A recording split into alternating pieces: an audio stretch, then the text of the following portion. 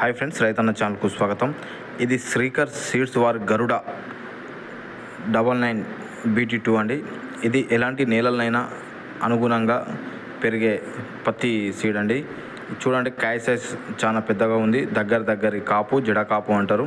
ఇది రోగ నిరోధక శక్తి, ఎలాంటి రోగాన్నైనా తట్టుకొని ఎలాంటి వాతావరణంలోనైనా సెట్ అవుతుంది ఈ సీడ్ వచ్చేసి. చూడండి, చెట్టు నిటారుగా ఎంత పెరిగిందో. కాయ సైజ్ చూడండి, దగ్గర జడకాపు ఖాతా. కాయ సైజ్ చాలా బాగుంది, పెద్దగా ఉంది.